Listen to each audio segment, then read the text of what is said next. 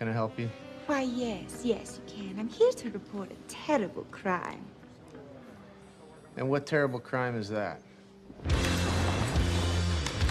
This one. Oh, Jesus Christmas. Something tells me a whole lot of people are about to die. Hey guys, sorry I'm late. Had to go number 2. Good to know.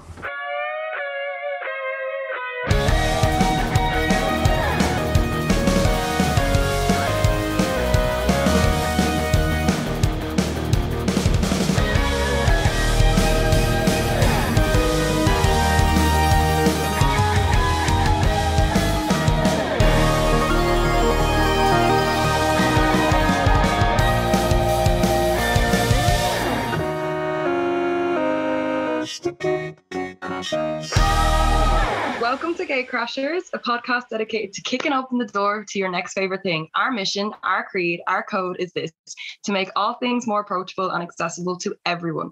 We want you to find a universe that you'll fall in love with. My name is Emma. My pronouns are she, her, and I will be what? I was not ready for you to say Emma was your name. I'm so we'll say used to Violet. Violet. We'll say Violet. I'm sorry, that was like an automatic thing because I'm so used to saying hi. My name is Emma. It's okay. I just learned that before this call that you had, as you described it, a double barrel name. Yeah. Okay. Hi, I'm Dan. My pronouns are he, him. Violet. So, now you just want to call you. All right. So, Violet, what are we talking about today? We are talking about Harley Quinn and all of her appearances and where she's grown over the years and where she started and where she is today.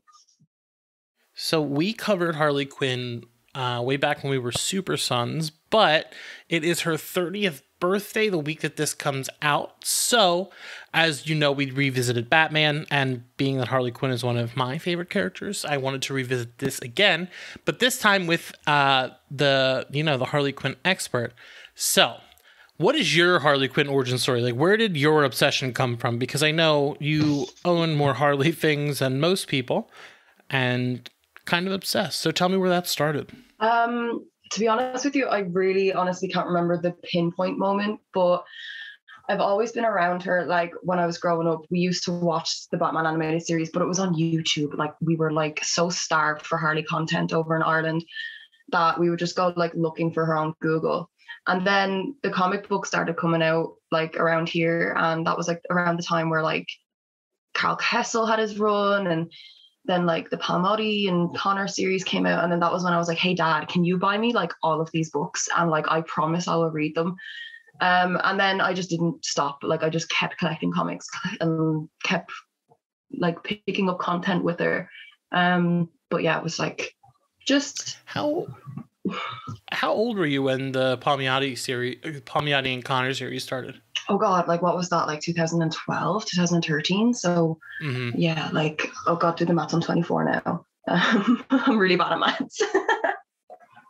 But yeah, I was only a teen, I think. And like, I mean, those Rebirth kind of started around when I was starting college as well. And I remember like going into town every Saturday and picking up those comics like each week. And it was like really exciting because it was just something to look forward to each week.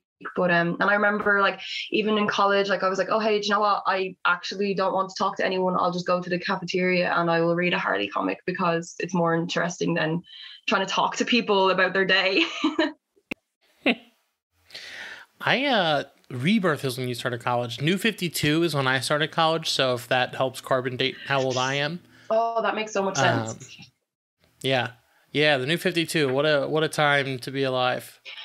Yeah, it was like the death of the family was like such an intense comic, and then like having like all of that like traumatic experience for the character, and then have her like break into her own solo. Oh, God. It's so funny. The death of the family stuff. I remember sitting in my dorm room one night. And funny, I was sitting there and I was reading when they had, the issues with it had like the mask, like the cover of like, it was like Batman or like Red Hood. It was just their mask and you pulled it back. So I was sitting there reading those with Dave Wilgus, who now works at DC. we were just talking. I think we talked probably for an hour just about like the Bat Family and Damien and all that stuff. So it's funny that now he's the one who's working on these books. So, but yeah, I honestly, only the last couple of years is when I really got into Harley, and like I fell hard. So I was like, this is like one of my favorite characters. Yeah, she's just so magnetizing. It's unreal. If you had to give like a back of the box blurb for the character, how would you describe it? Like for the entire podcast, like, I mean, I think it's really good. Like for Harley, how would you like describe her? For Harley, sorry, I'm just stumped now. Sorry, I overthought it. Okay, well, back to the blurb for Harley. I mean, I guess like a lot of people resonate with her because I mean, she seems to be like the victim of majority of her stories, but then I mean, sometimes, well, majority of the time, she'd come out on top of all of that, and like people find her extremely relatable because like her moral compass is just so diverse. Like one day you would have her as like a complete cold-hearted bitch, and then the next you'd have her like, you know, bawling her eyes out saying I'm so sorry and that I want to do better. And I think that's why like people are so like attracted to her character, because you don't know what direction she'll be. Like, I mean, if she has a bad day or she's like triggered by something, she'll just like go whack something with her hammer.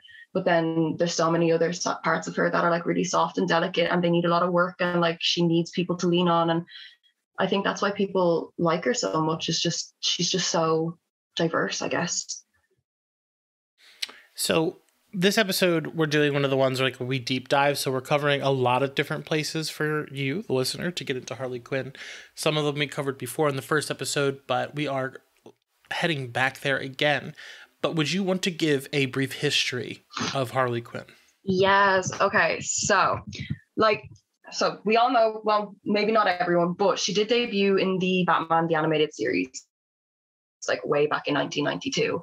And originally it was like Paul Dini and Bruce Timm's idea to like introduce this henchwoman for like Joker to kind of go back and forth with. And for the inspiration for that, I originally like kind of came from way back when, Days in Our Life, Arlene Sorkin, she like was in this fantasy kind of land, and she was playing this like Harlequin jester, and Paul Dini was like, that's ideal, like that's perfect. And funnily enough, then he ended up getting Arlene to voice her. So like, you know, she was essentially the birth of Harley Quinn. And then she wasn't even meant to jump into comics, but I mean, literally she just took everyone's heart and she made her own way into the comic world and then into many, many other medias over the years. So it was quite an explosion, if you will. Yeah, she has drastically changed since the version we saw in Batman the Animated Series too. Yeah, absolutely. She's jumped. Which is like, because I honestly, I think she's a completely different character now than she was then. Yeah. Especially absolutely. Because of you can see it, Jimmy Palmiotti and Amanda Connor. Yes, they literally have like created a whole other like foundation for her to like build herself up from the ground up, from like in comparison to when we've seen her in the Batman animated series. Yeah, she's much more her own person, luckily. Now, what would you say some of the themes that are explored in a lot of Harley content are?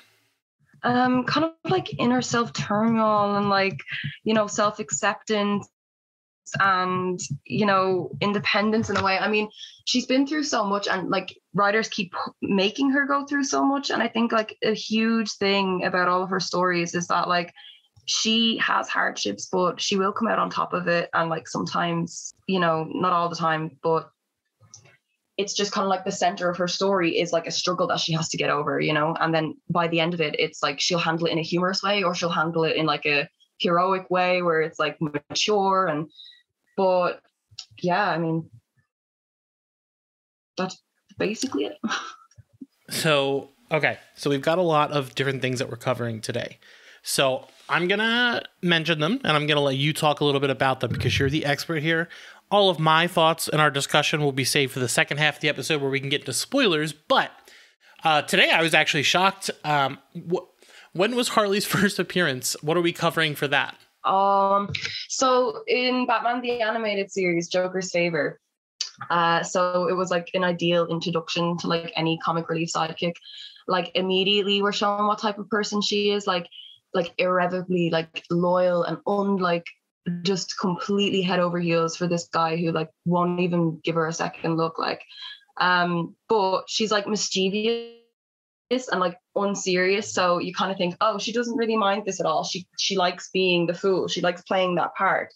But like Didi himself said that he wanted someone fun and funny for the Joker to go back and forth with. Like he pulled many inspirations for the character, like starting with like Judy Holliday. Now I've only ever watched clips on YouTube of Judy Holliday, but like it's literally Harley. Like if you watch them on YouTube, you can understand why like Dini pulled that inspiration for this episode.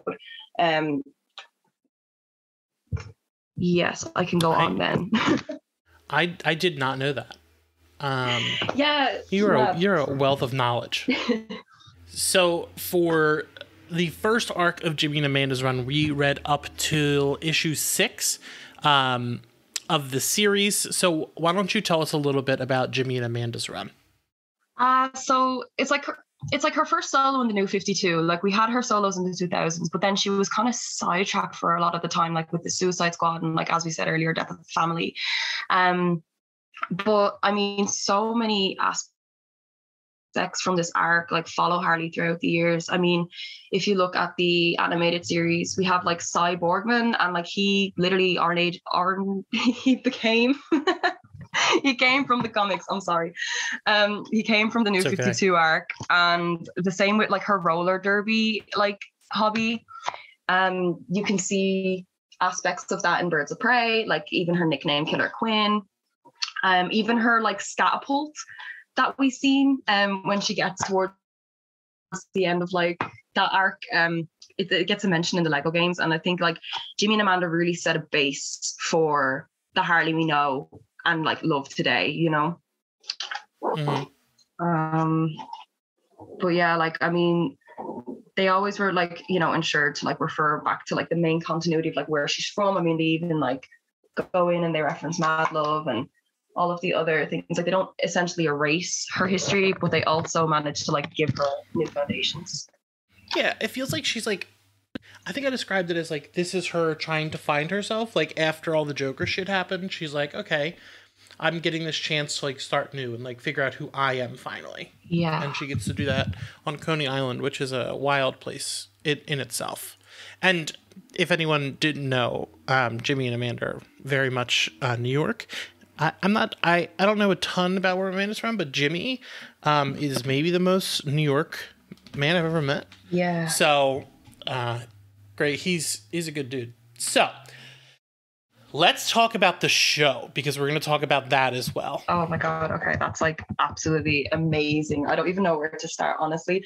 But I will have to say, like, the show does such a good job of being like hilariously funny, but also like so emotional and like so in depth with their character development. It's like, I don't understand how they've split it like 50-50 down the middle. You know what I mean? Mm-hmm. Like the team genuinely understands the meaning of like development. No matter how impatient us Harley fans got, we were like, they were just like, sit down and wait for us. Like in season 1, we had Harley finding herself and like, you know, wanting to build her own kind of empire without Joker, and you know, she was persistent and so set on proving Joker wrong, and the other rogues wrong, that it kept her distracted enough to like to build herself up from nothing. You know, she became more honest with herself, working through traumas and admitting that she was flawed, but just as much as like she was manipulated into doing Joker's bidding. I love the show's progression of the character. The Harley and Harley Ivy fans they got what they wanted at the end, but they were not very nice up until then. Yeah, they can be extremely intense. I've come to realize that. They don't leave a room.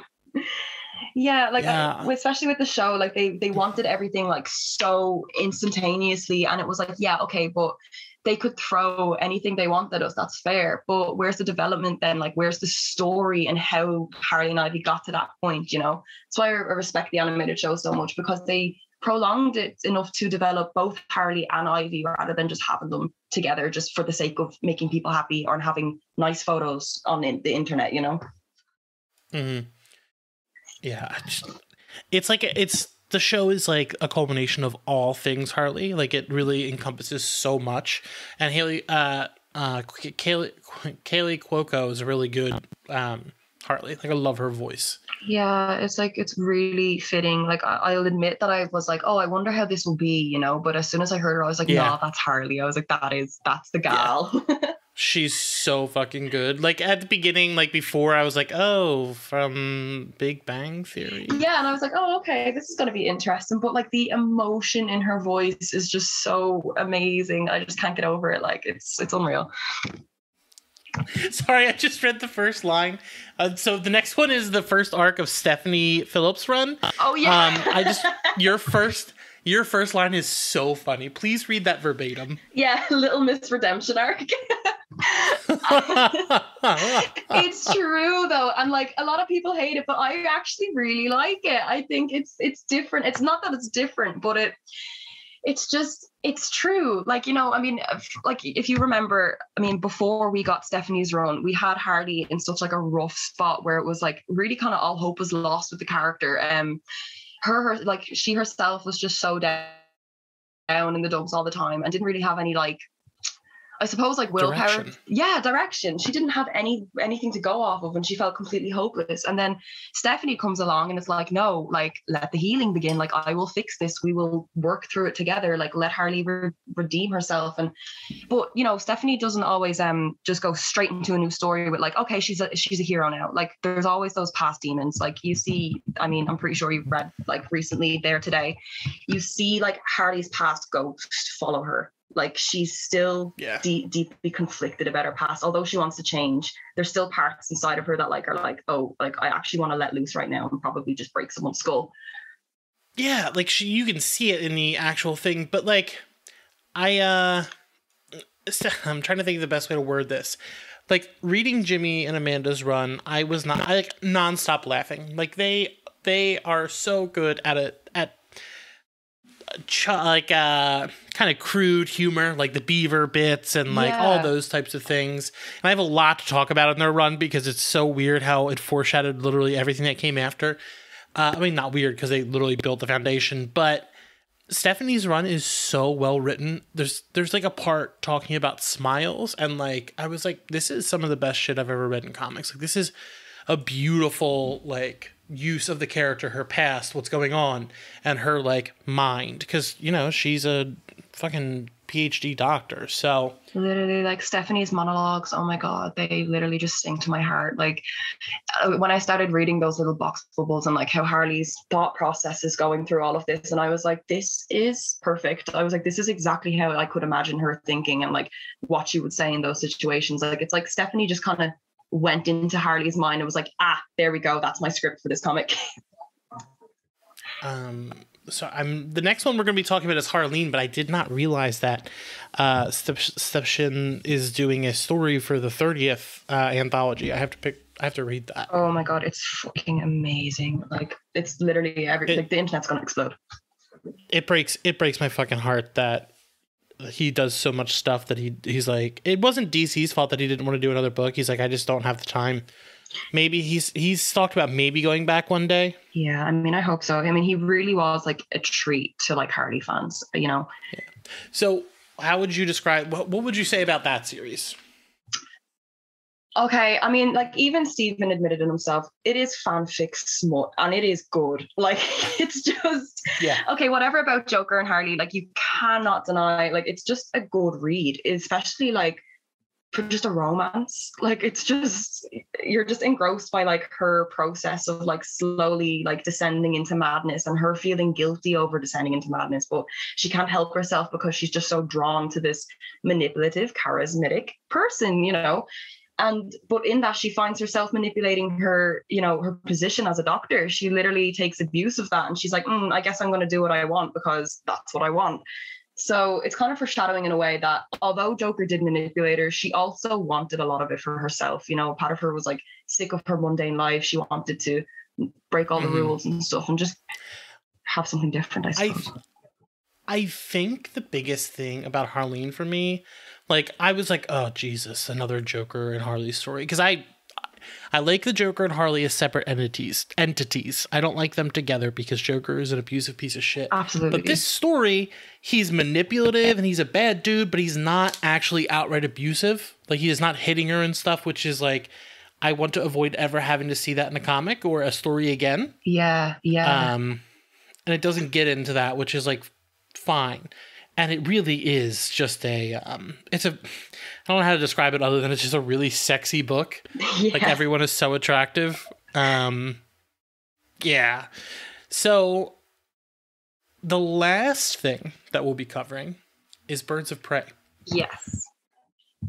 That to me is like a love letter to fans. Like, I love Margot in all of the movies she's done, but Birds of Prey is just so personal, I think, to like any long-term fan. I mean, it's literally like Jimmy and Amanda's comic, like, brought to life. I mean, like I said earlier, the roller derby, the fun colors, that her standing out on her own and making a name for herself, like, away from the Joker. It's just like a complete explosion of color as well. And like, from her perspective, it's like, is she telling the truth this time, or is she really is she having one of her episodes? But yeah, it was just really like fun to explore Harley in that environment, especially like having her in different costumes, like so many different times. Like, we're so used to seeing her in like her 3 staple outfits and like the occasional like going out dress, okay, and it it shooks us all.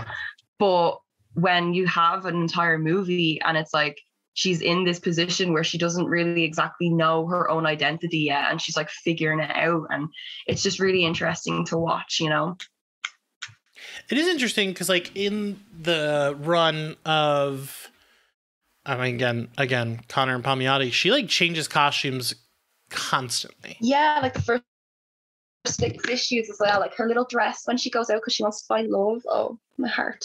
Yeah. Oh my God, the berries. So, where for you, where would you tell people to start? Only because, okay, so I'm like a firm believer of like going back to where it all started, okay, and also it's not a lot of effort to go back from like to the original Batman the Animated Series where it all began. I mean, there's only 11 episodes. You could finish them in an evening, like I did. I watched them on YouTube, and then when it became accessible over here, I bought the box set. But I mean, literally, I found all of them on YouTube, and it was great. But from there, then I would go into Jimmy and Amanda's run just to understand like her redemption from the beginning. Because if she picked up Stephanie's run, you'd be like, wait, how did she get here from like the Batman Animated Series? She'd be like, what? Like, what? All of a sudden, she wants to be good, But then, I mean, I'd recommend the show or like the movies after that. I mean, the show does a really, really good adaptation of like explaining the entire history. So, I mean, you'd have even a good knowledge of the character by just watching the animated series of Harley Quinn, to be honest with you. Like, they do such a good job of explaining every corner of her personality. Yeah. But yeah, I mean, they really get a lot of it in there. Yeah, like they got so much. Mature readers, I mean, I suppose 15-year-olds would like smut as well, but Harleen is really ideal for like it's just ideal if you want to get into the mindset of like her breakdown. Like, essentially it is a breakdown. Like, she's just like, oh, am I like Joker now? Am I different? It's very interesting. Yeah, it's a good, I like Harleen a lot. It's also a fucking unbelievably beautiful book. But you can find so in the US, you can find all the shows and movies on HBO Max. The comics you can find at most of your local comic book stores or bookstores. If you don't have a comic book store or a local bookstore, you can go to thirdeyecomics.com and they'll hook you up. Violet, do you have HBO Max yet? I know it's like only in certain regions right now. We don't. I was blessed because, I got advanced screening. But other than that, I've literally been just depending on YouTube to upload it for us. So, yeah. So it's really infuriating, especially when you're a fucking super fan like me. I'm like sweating trying to find something. That sucks. I didn't know, like, if you didn't have screeners, you wouldn't have seen it till later. No, honestly, I wouldn't have. I'm like, I don't like to use the word, but it would have been pirated. You know what I mean? It's horrible. Yeah. Like, well, the thing is, if you can't access it, then what are you supposed to do? Like, you got to make things accessible. Like, that's on them. Yeah. So we are going to go into the other half of our episode where we're going to talk about all these things with spoilers, but we do have a few special guests to talk about their writing on Harley Quinn, with Patrick Schumacher, the co-creator of the Harley Quinn television show, and a few other guests. So we'll see you after the jump. You're a festering boil, Quinn. A bed sore. A tapeworm that sets up shop in Gotham Flowers. Jim. All right. Where's the Joker? I'll never give up my pudding. Why are you protecting a psychotic clown who treats you like garbage? Ask the guy who fucks bats. He doesn't do that! Jim. Sorry. Make it record over here as well. Schumacher, right? I know I said I knew it, but I just never want to look like an asshole. All right, so I am here once again with Patrick Schumacher, co-creator and showrunner of the Harley Quinn show on HBO Max. Season 3 is out now, and you should be streaming it if you haven't already. Please keep streaming it. So the last time we spoke, again, I'm a hard-hitting journalist. We started with your favorite sandwich. Now this time, we're talking about that special someone. And I want to ask what's your version of Harley's favorite sandwiches? Oh my gosh. Yeah, I thought they nailed it in Birds of Prey, actually. That breakfast sandwich, that sloppy breakfast sandwich. I don't want to stray from canon. I actually think that looks so delicious to me, except when it had the hair in it. But I'm going to go with the big sloppy breakfast sandwich. All right. You don't want a little hair for flavor? Fiber. Yeah, it puts hair in your chest. So, with Harley's popularity just pretty much increasing every year, do you find that she's become a household name with someone like Batman or Superman, or do you think she's maybe even surpassed that at this point? Oh, wow, surpassed it? I mean, the other ones, have like 60-something years on Harley, so I don't want to say that she's surpassed it, but I mean, even when we pitched the show back in like 2016, Harley was kind of referred to internally as like the fourth pillar of DC Comics, Superman, Batman, Wonder Woman, and Harley, which is pretty remarkable considering, at the time it was like her 25th anniversary. Now it's her 30th. But yeah, like she just really skyrocketed to the sort of pantheon of, DC characters pretty quickly. What made you want to pitch a show for her anyway? Like, what was the guiding factor of that? Money. Yeah, all right. I see that. I may have told this story before, but it did land in our laps. So it was kind of an easy thing because we got a call one day from Susan Rovner, who at the time was, before she was the co-president of Warner Brothers Television, she was like the head of scripted development. And that's what she was when she called us all the way back in 2016. And she was like, hey, what do you guys think of doing an R-rated, serialized, animated Harley Quinn show? And at the time, Ayer's Suicide Squad had already, I think it had just about launched, or it was about to. And it was very clear that like Margot was going to be sort of like the breakout character in that movie. And so I think, at least the studio had seen, a version of it and was like, okay, she's going to blow up. Let's kind of see where else we can, capitalize on this popularity, and maybe the animation space and getting into adult animation is one way to go, which was really exciting for us because, the legacy of Warner Brothers Animation is, mostly like family friendly stuff. It's, it's Looney Tunes and Hanna-Barbera, Scooby-Doo and all that. So it just felt like a no brainer and just really exciting for us to jump on board. So yeah, it wasn't like Justin and I had this seed of an idea and then begged the studio to let us do it. The begging came later when they told us that we needed to run this show called Powerless and that we would have to shelve Harley for like a year to do that. And I begged them that they not give away the show to some other showrunner. And they promised that they wouldn't, and they didn't. They held that promise. And then actually, we all benefited from it because that year of just sitting there actually allowed DC Universe to become a streaming service. And because of that, and it was, vertically integrated within the Warner Brothers sort of family, They were like, yeah, we'll pick you up for 2 seasons if you, or 26 episodes is what they called it. They were calling it like 1 season, but we had pitched it as 2 discrete 13 episode seasons, which is what it became on DC Universe. And it was like, oh, okay, well, I don't know how many people are going to subscribe to this service. Maybe not that many. Who knows? It hadn't come out yet.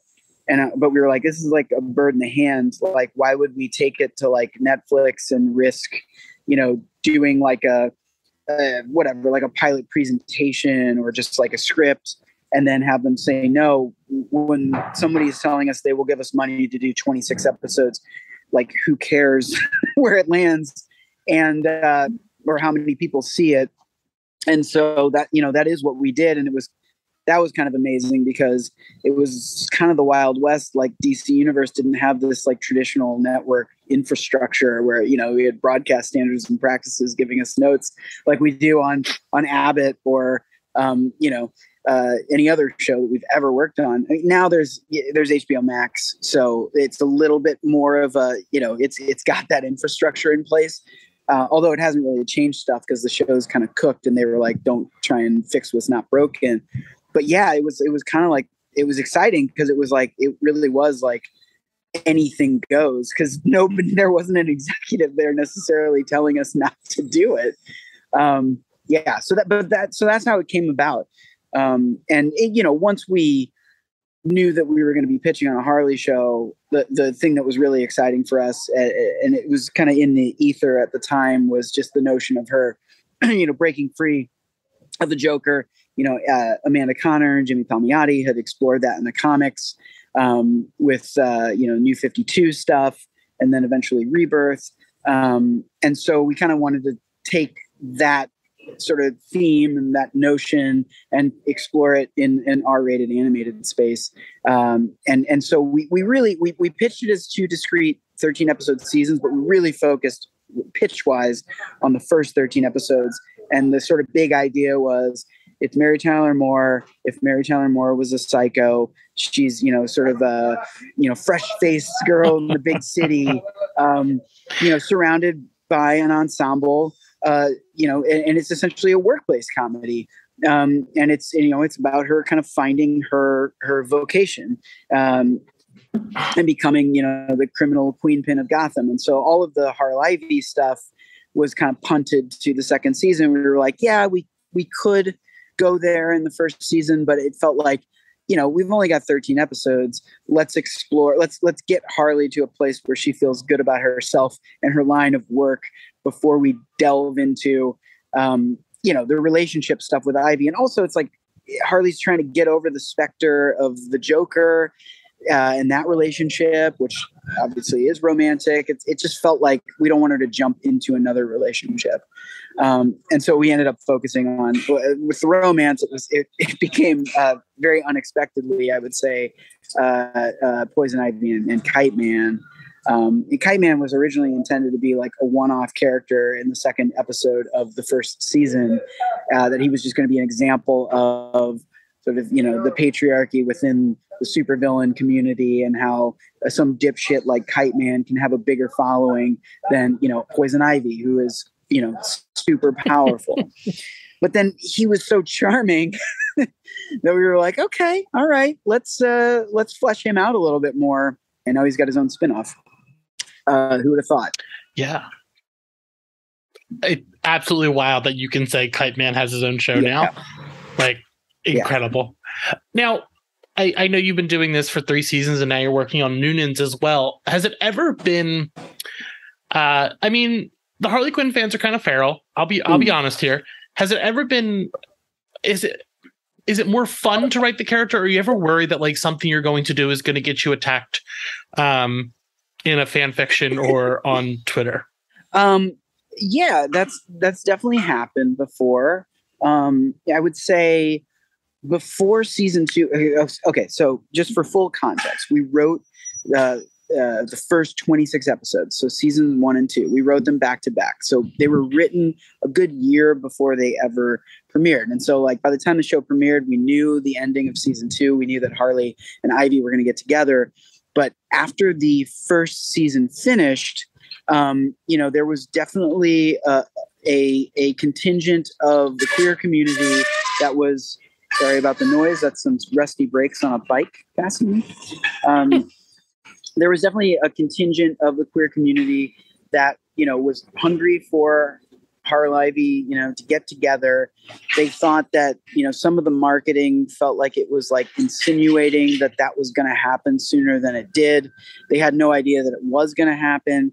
And there were definitely some people who kind of had hurt feelings, sort of accusations of, queer baiting and that sort of thing.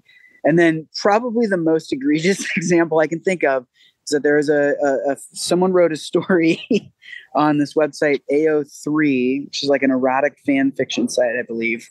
That was a behind the scenes of the making of Harley Quinn, the animated series.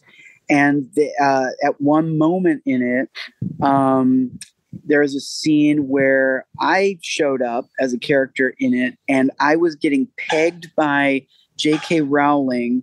And then I believe when J.K. Rowling climaxed, she yelled something like, "Trans women aren't women." And then we high-fived. And then my penis opened up and ate me like the monster from the Demogorgon from Stranger Things is the way that it was sort of illustrated in the, not literally illustrated, but with words in this fan fiction. And so I definitely was like feeling like public enemy number one for a time. And I was like, bear with me. I think everybody is going to be really pleased if you just stick with the show. And then, we did what we did in the show, and they got together, and then it was like everybody rejoiced. And honestly, like since then, it's been like nothing but like kindness and flowers and all of that. Good. Online. Yeah, to be honest. I mean, you've said, and your co-creator have said that like there's never going to happen where it's going to like break up Harley and Ivy. Like you're committed, which is awesome because a certain company wasn't about that for a long time. So it's cool to see that we're getting that everywhere now. Now your Harley is completely different than, not completely different, but what do you think makes your Harley unique compared to like the comic version or the film version?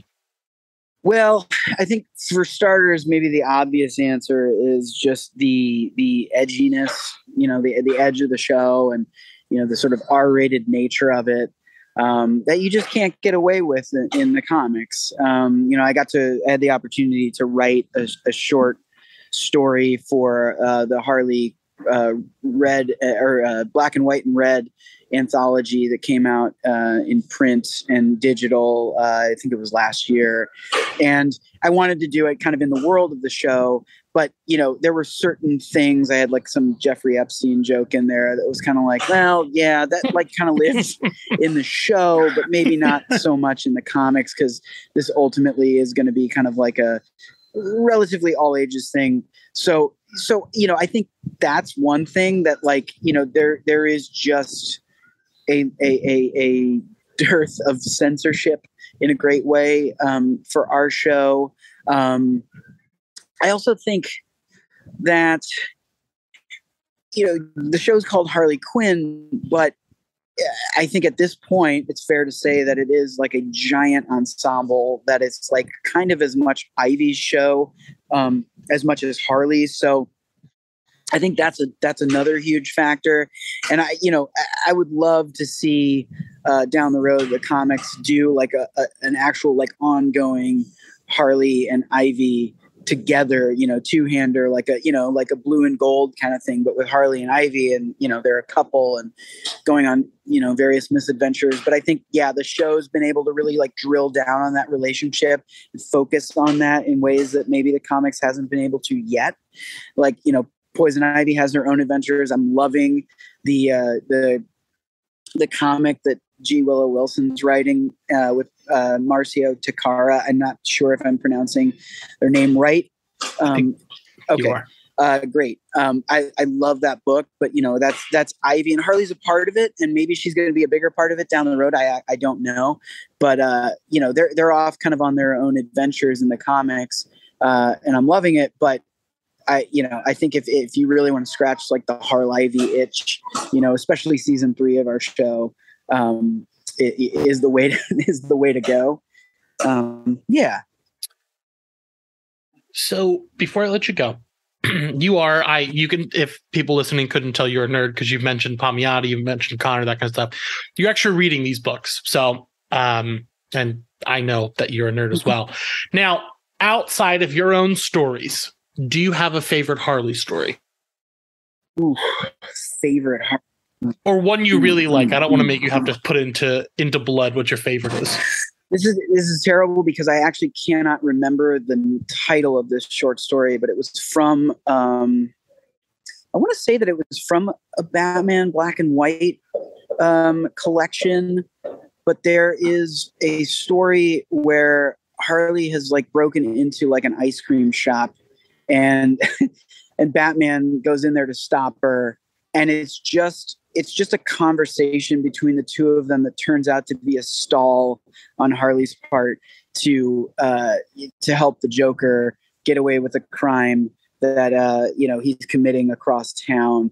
And it's just a really lovely conversation between those two characters. And I don't know, that one always sticks in my head as just a great representation of like digging down deep into those characters' psyches. And I wish I could remember the name of the story, but I can't right now. I'm trying to find it, but that one sticks in my head, and I'm gonna go with that one. All right, good. There's so many of them. It really is hard for me to pick. Yeah. Are there any things that you are excited to see Harley do more in the future? Like, are you excited to see her in more video games or things like that? Oh yeah, I'll take more Harley all the time. I mean, I'm really excited. I'm like genuinely excited about the Joker sequel and Lady Gaga taking on the role. That they're billing it as a musical is super exciting to me. I think, if you're watching season 3 of Harley, I think it's pretty obvious that that a lot of us on the staff, not everybody, but a lot of us really like musicals, and the other ones begrudgingly go along with it because they have to. But I am so excited for that because I think I mean, seeing Harley sing, and they did it in Birds of Prey with the Diamonds Are a Girl's Best Friend bit, which was great. But I think that sort of articulation of the character feels so appropriate for her, and not just Lady Gaga, but Harley period. So I'm really excited about that. I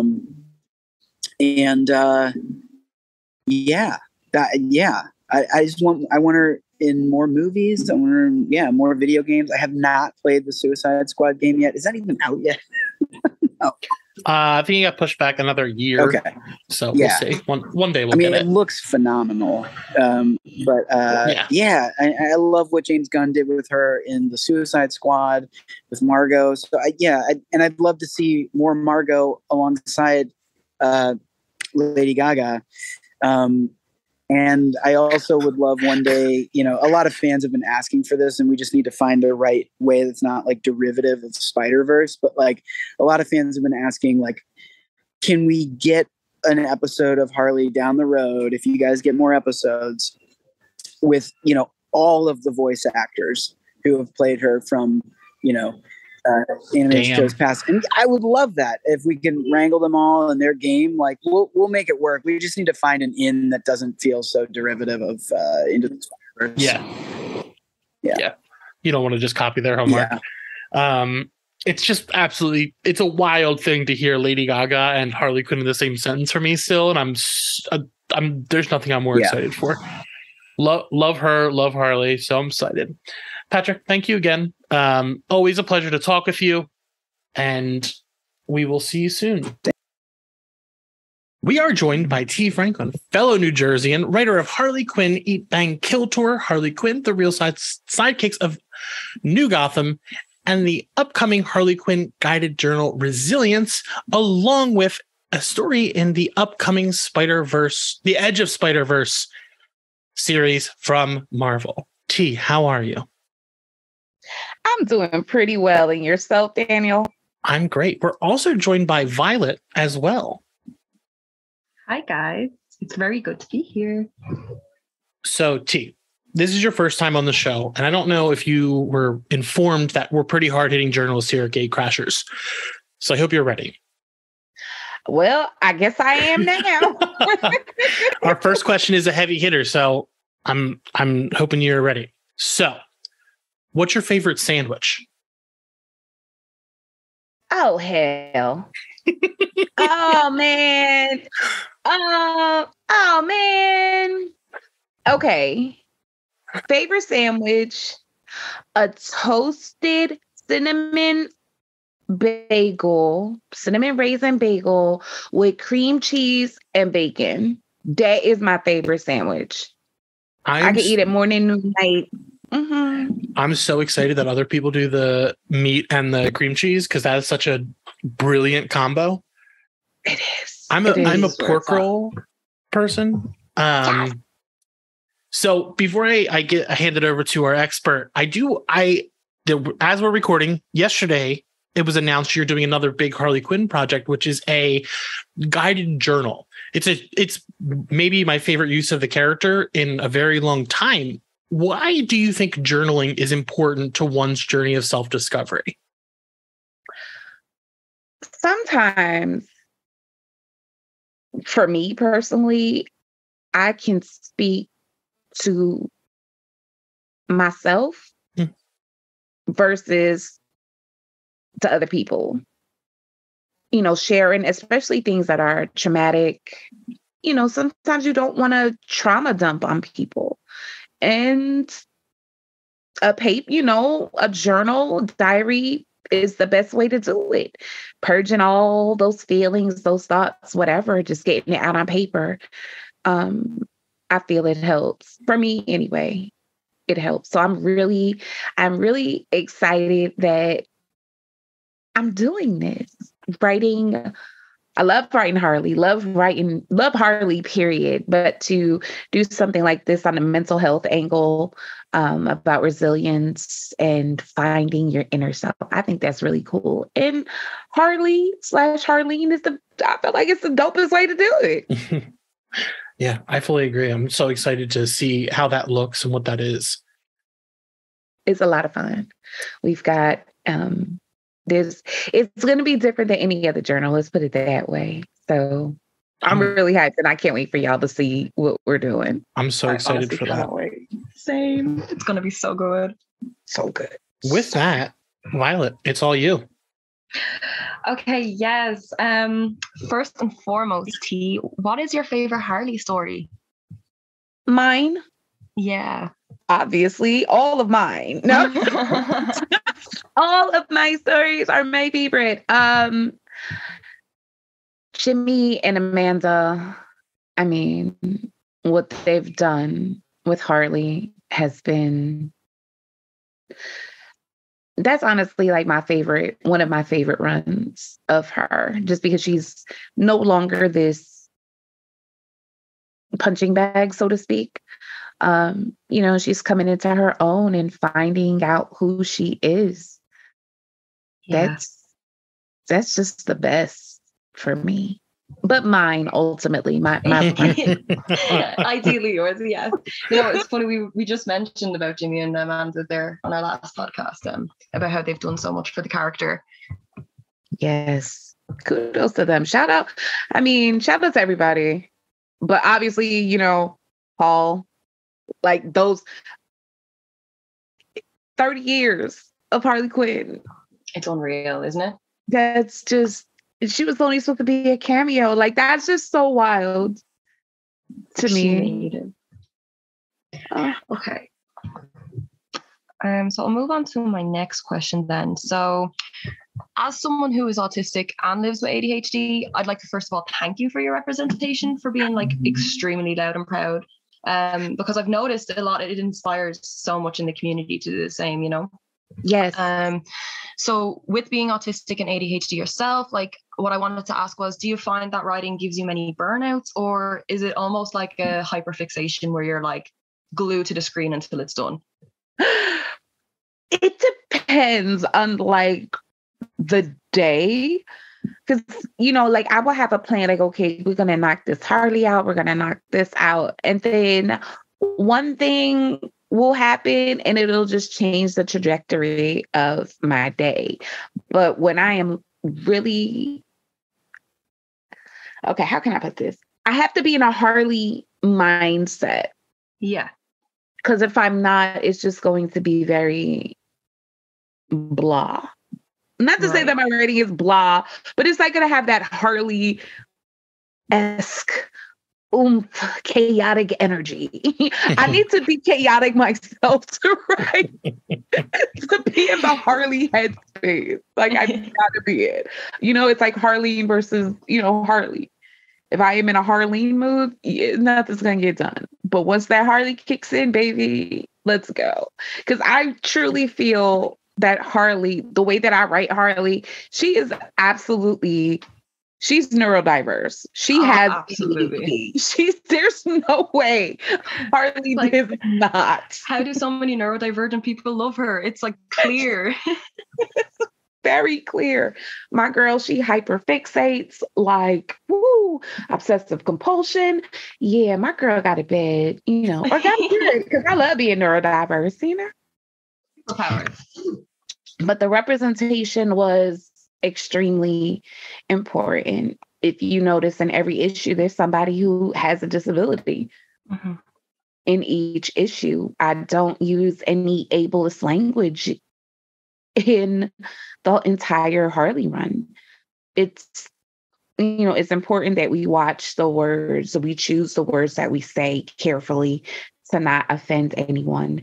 And I feel like, I know I did a really, I'm proud of myself. I'm proud of myself and the team for what we did for representation and to tell this beautiful, queer, chaotic romance story. Absolutely, yes. Like, speaking of other representations, there's one particular character that I'd love to talk about, and it's, you've introduced Peaches, who is a sex worker. She has taken the internet by storm. Like, honestly, how important is it for you to bring representation like this to the page? Like, we don't get that often. We don't see it at all, really, in mainstream comics. Yeah, we really don't. And as someone who, I'm a veteran sex worker myself. I've been a phone sex operator, 20 years. It's like almost 20 years now. And look at season 3, episode 1 of the Harley Quinn show. Yes. Sex workers. Right? Like, yeah. I think that is just so dope. I mean, we had, I think it was season 2. There was a strip club. They went to the strip club over there in Themyscira. And I mean, like, it's, there's nothing wrong with sex work. Sex work is work. And to have, a vitiligo sex worker on the covers and just on the pages is a really, I don't know, it's badass. And I'm hoping that fellow sex workers are proud to have representation in mainstream comics like that. I think it's pretty cool. It's completely important and true. And like, I mean, Harley's been known for doing a little sex work on the side. There's so many versions over there doing all of those things. Exactly. Okay, my next question. Now, I know, because we've spoken on Spaces before about marijuana and stuff, but where did the choice to make Frank smoke weed in your stories come from? Well, Frank was smoking weed in the show. Mm-hmm. Him and Chaz, they were rolling up, getting high. I mean, he was his pot dealer in a couple of ways. So for me, it was just like, let's continue it. Mm-hmm. Why not? Mm-hmm. Harley is, I'm sure Harley smoked. Like, I absolutely. I mean, you can't deny that, like, her, Frank, and Ivy do be blazing it up. Exactly, just chilling in the house and just turning up. Like, I can absolutely see it. And free weed, because hello, Ivy. Oh my God, I wish Ivy was. I would totally turn up with Ivy and just smoke all her weed. Just an endless supply. Yes.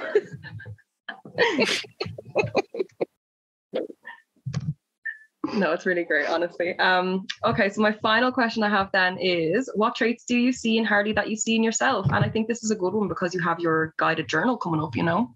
Yes. Oh my goodness.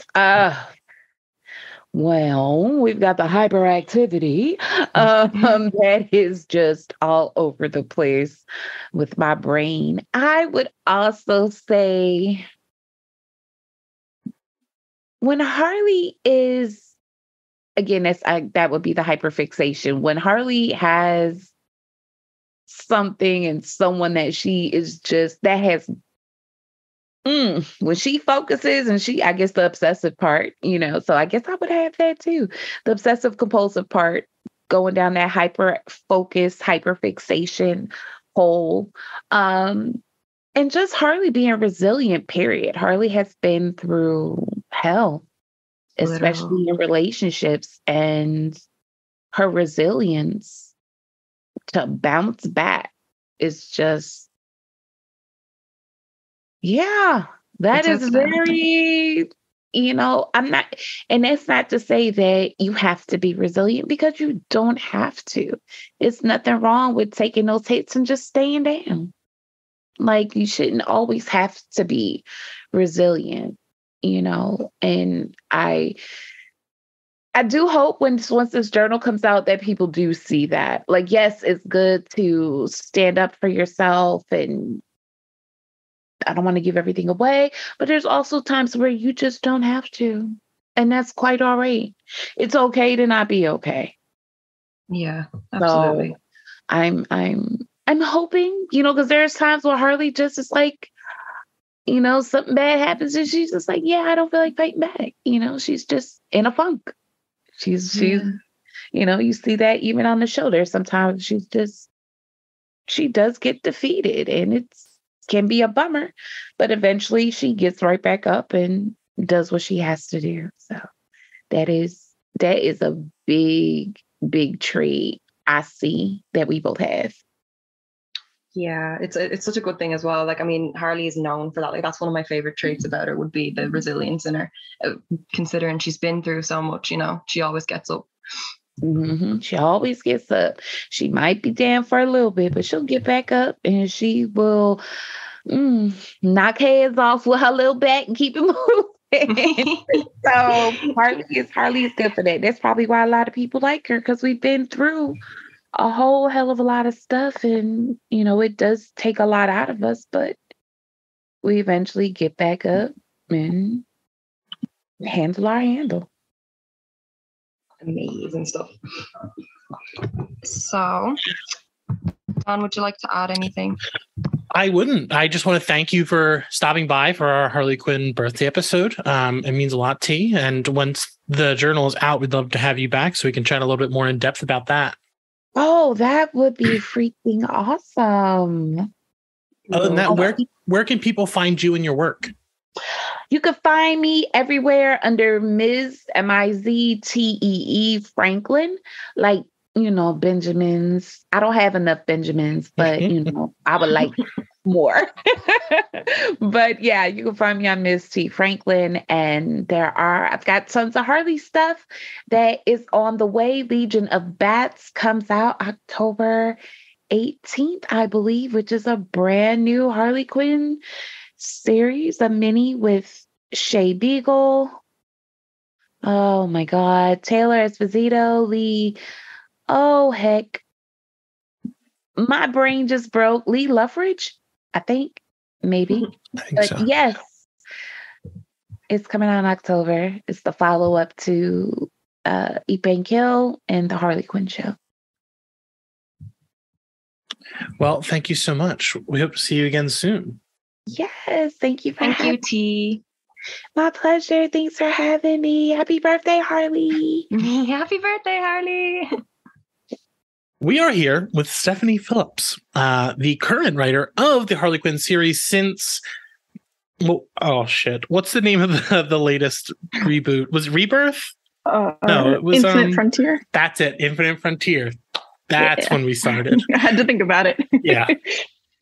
So since the beginning of Infinite Frontier, you've gotten to do more with the character than most people. So since your run has started, you've basically gotten to write the most on-page queerest version of the character.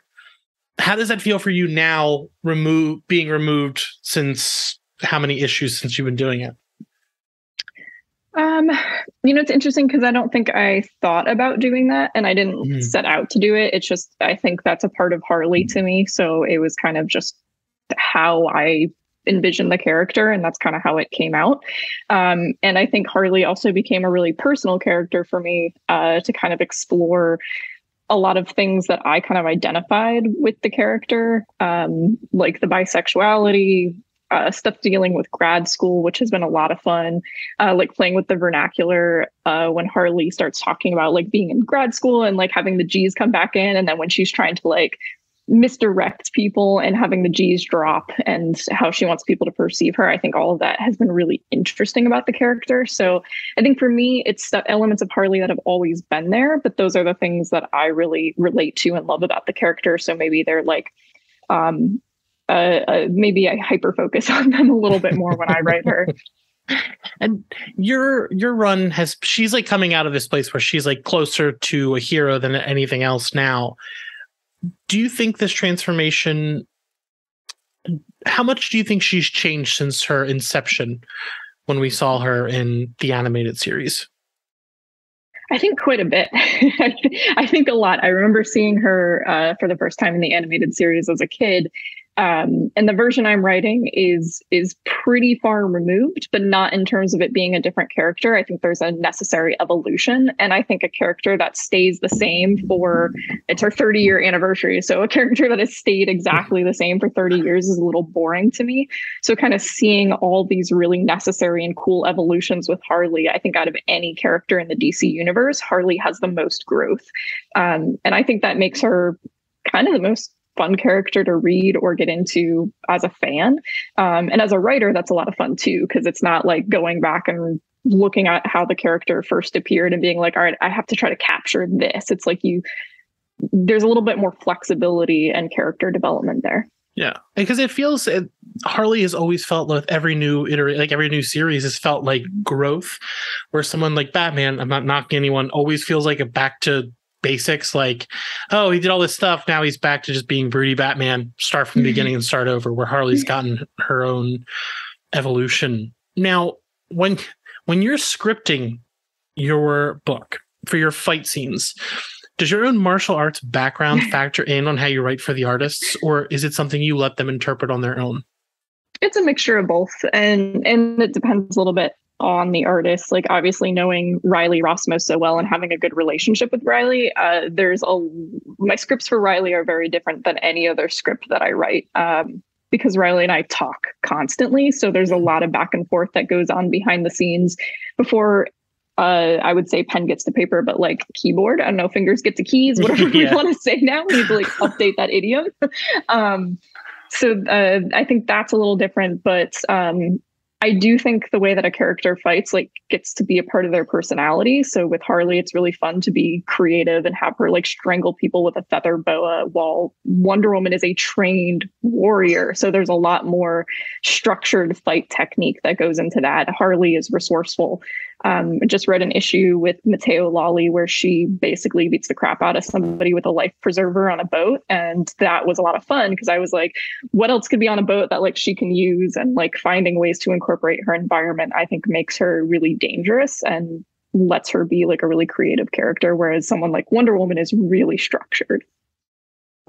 I actually just reread the first arc of your book this past weekend, and there is a metaphor with her smile.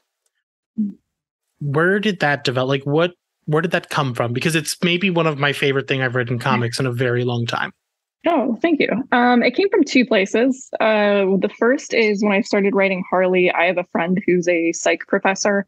And he actually does personality study. So I kind of went to him and I listened to some of his classes. I read a lot of his research and consulted with him on like, what would her dissertation be? And, how many clinical hours would she need? Which I saw somebody point out on Twitter, like she knows. It's like, I didn't do clinical hours and that's not my PhD. But I asked about that and I tried to make sure it was really authentic. Damn. So I read this article about personality kind of coming through in expressions and things like that. And the other part of it, it's a reference to Elizabethtown, where the beginning of Elizabethtown, Orlando Bloom's character is talking about last looks and how you can tell a lot about how a person interacts with you by the last time they look at you. And for him, it's a lot of like, he's messed up something in his life. So people are giving him these like really pitiful looks. And like the woman that he liked is very clearly never going to call him again. I think her last words are like, I'll call you. And he's like, yep, that's a last look. I'm never going to see this woman again. So it was a combination of those two things, which Elizabethtown is like my secret favorite movie, which it's not a good movie, but I love it. I've never seen it, but that's it's hard to recommend because it's not a great movie and it's got like that manic pixie dream girl thing, but I don't know, I fell in love with that movie when I was in high school. Interesting. I may have to watch it because I really like the two things coming together, because you've had a very unique approach to Harley in general. What do you think is the biggest unique aspect that you bring to the character that other iterations may not have? Like, what is different about your Harley? I mean, I'm very, very much building on the people that came before me, taking those elements. And I think really what I'm doing is pulling the elements that I like the best and just focusing heavier on those things and the things that I can bring to her. Like, I mean, I've made the joke before that, like, I totally get why you would go through grad school and get a PhD and want to beat somebody with a bat. Like, I get it. That is very relatable to me. If somebody gave me a bat when I was in grad school, it probably would have been bad. So we're good. I like bringing that in. And I think going through all that academic training gives Harley this kind of cool, interesting edge where she gets to bring it out. But I also, I think a lot of people with PhDs are like not very street smart, and like we hide in school because I didn't want to go to the real world. So I stayed in school for like a really long time. And I get to kind of bring parts of that to a character who is very familiar with Gotham, has the PhD, kind of highlighting the bisexuality, which is really interesting to me because I want to say it's the first character that I really got to write who is in canon bisexual, and getting to kind of explore that with her in a way that others hadn't. I think that was a question I first asked when I was asked to write the character, like, how much can we emphasize that? And I was really excited to get to do that, like from the prequel to Infinite Frontier immediately. It's her and Ivy, and letting readers know that this character, this Harley is in love with Ivy. Good. And I feel like that's been a really big thing since all this has come about. Now, how important to you is a supporting cast for a character like Harley Quinn? Very important. I love the supporting cast that we've gotten to develop. Kevin, the one that we kind of created from the ground up, I absolutely adore Kevin. And also giving Harley a really strong platonic relationship has been important to me. And I see people online every once in a while, like, angry because they think it will develop romantically, and it's like from day one I've been very, very intent on with this Kevin? Being which I was like, what, after all this time? Like, they're just buddies. Men. Huh. It's an interesting theory, but for me the intent was building a strong platonic relationship is really important, and that there are other types of love, and I want to explore all of those kinds of love, because Harley is a character that appeared with early titles like Mad Love, and a lot of her the inception of Harley springs from romantic love of some kind. And I wanted to give her a chance to explore other kinds of love and find that those can be just as rewarding and important. So Kevin was kind of the very first pillar of that. And then getting to bring in other characters like Solomon Grundy, who I was like, I just want them to have a really nice relationship. Batwoman has been fun to play with. The Task Force XX team that we just kind of wrapped up with her getting to kind of explore other relationships in there. Yeah, that was really important to get to bring in side characters, whether we created them or they're already existing in the DC universe. Kevin has been my favorite thing, just because we've talked about it, but I'm so excited to see a character who's like a bigger person who's worthy of love. So that's very important for something we don't see often in comics when they're usually the bad guys. Now, outside of your own work, what are some of your favorite Harley stories? I mean, I've always loved everything Amanda and Jimmy did. I love Amanda's artwork, and like her vision for Harley is so iconic, and what they did for the character. I really think put her on, like, I don't know, we talk about like the pillars of DC Comics, like Batman, Superman, Wonder Woman. I really think Jimmy and Amanda helped solidify a fourth pillar with Harley. Yeah. And that's really cool. I think they're kind of the first creators that started to like conceptualize her outside of the realm of like a Joker sidekick and things like that, which again, I loved her when she first appeared. I think she's quirky and fun, and she wouldn't exist without that early appearance in the animated series. But I loved everything Jimmy and Amanda did. Yeah. And we, in the episode itself, we kind of grapple with like, this character was created by two other people, but personally, I think the character is what she is because of Jimmy and Amanda just kind of resetting and pushing her to the next level and allowing people to give her her own autonomy when the Joker stuff was a whole mess. Now, back to your work, though. My final question. It just announced today that your series Grimm is coming back for another arc in December. Yeah. How do you think Jessica and Harley would get along? I think Jessica would put headphones on as Harley went on a tangent. Jessica is extremely quiet, and I think part of that was intentional. Like, Harley is overly verbal, so every mental tangent I have while researching something or writing her, instead of trimming that back in the script, the fun thing is you get to just leave all of it, because Harley will say all of that and not censor those thoughts. Jess, it's like pulling teeth to get her to say 2 words. So that's they're pretty different, which I think is fun, getting to have 2 very, very different female protagonists that I get to write. Wow. Thank you so much for being here. What should people be picking up that you're putting out, and where can people find you? Grimm, we announced that it's ongoing. Issue 6 will return in December, with issue 5 I think coming out this month, if it didn't already, because I don't know what day it is. So I don't think it's out yet, but eventually. Grimm will be an ongoing series. We've planned for the next 15 issues, and I'm really excited about that. My Twitter is @Steph_Smash. And Harley Quinn you can find every month from DC. Yeah. Thank you so much for being here. It's always a pleasure getting to talk with you. Yeah, you too. All right, we are into the second half, and we can talk some spoilers.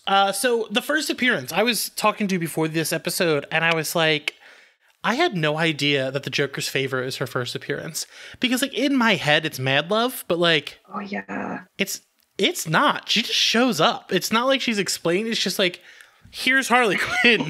Oh yeah, she's not even introduced properly. I read somewhere that originally Mad Love, they were like, no, that's too dark to put on TV. We can't do that. That's just way too grim. But then eventually in the new Batman Adventures, they were like, hey, do you know that story that you wrote? Yeah, maybe it's a good time to throw that in there. But yeah, I think with an interview that I was reading with Paul Dini, he was just saying that he just wanted someone other than a guy for Joker to have conversations with, and also run ideas off. Yeah, exactly. Interesting. I just, that isn't the episode that I thought she popped up in, but she's just there because it's a very Joker centric episode. It's my second favorite, and no surprise to anyone who's ever listened to the show, my first favorite is Heart of Ice, because Mr. Freeze. Yeah, but it's basically an episode about this guy just cursing, getting road rage and cursing out someone passing by him. The person trying to pass by him is the Joker. And it is so funny where like the Joker like is like, you're gonna owe me a favor or I'm just going to kill you. We need to be nicer to people on the road. And it's like, wait, what? If we had Joker as like a traffic warden, that would be like, we'd be winning. So the thing is, Joker is see, I like the Joker. It took me a long time to like the Joker after like getting over being an angsty teenager. But in the show, he's so good, but then Harley comes and they should have been separate entities, but he's just a bad dude. But this episode is hilarious. Basically, he tracks this dude down after he tries to run away. It's amazing. It's such a funny situation. Especially when Harley comes into it and it's like impersonating herself as like a guard. Oh, wait, you don't? Oh my God. You have guard over the cop? Yeah, the cop. Okay. Yeah, we do have guard as well. That is, that's the thing we have. If you haven't figured it out by now, Violet is from Ireland, and I am very much from the U.S. I hope I'm not like a word. No. You're fine. What is your favorite part of the episode?